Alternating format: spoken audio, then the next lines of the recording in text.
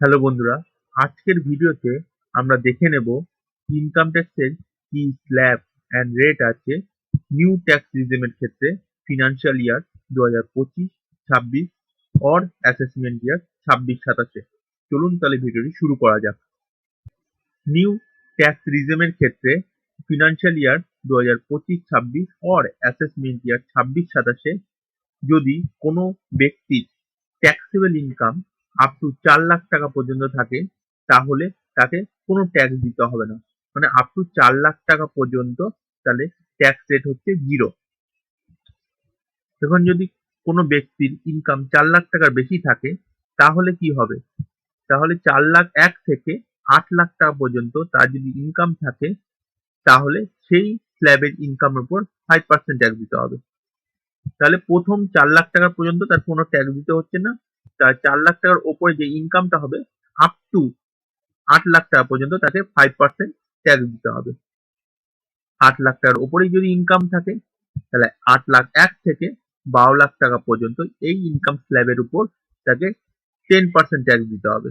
তাহলে প্রথমে 4 লাখ টাকা পর্যন্ত কোনো ট্যাক্স দিতে হচ্ছে না, আপ টু 4 লাখ টাকা পর্যন্ত ট্যাক্স রেট হচ্ছে 0। 4 লাখ 1 থেকে 8 লাখ টাকা পর্যন্ত এই স্ল্যাবের ইনকামের উপর তাকে 5% ট্যাক্স দিতে হচ্ছে।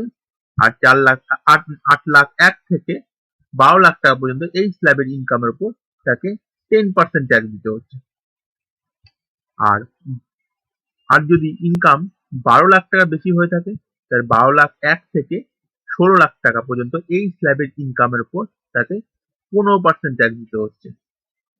আর ইনকাম যদি 16 লাখ টাকা বেশি হয়ে থাকে তাহলে 16 লাখ 1 থেকে 20 লাখ টাকা পর্যন্ত এই স্ল্যাবের ইনকামের উপর তাকে 20% ট্যাক্স দিতে হচ্ছে।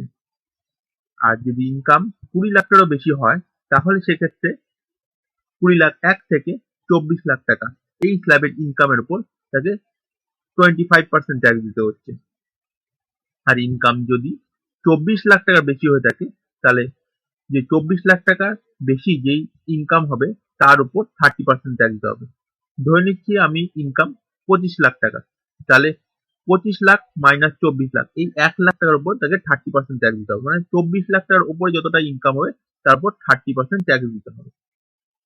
আশা করি আশা করি সকলেই এই ভিডিওর মাধ্যমে বুঝতে পেরেছেন ফিনান্সিয়াল ইয়ার 2025-26 মানে অ্যাসেসমেন্ট ইয়ার 26-27 নিউ ট্যাক্স রিজিমের ক্ষেত্রে একজন ব্যক্তির স্ল্যাব অ্যান্ড রেট কি আছে।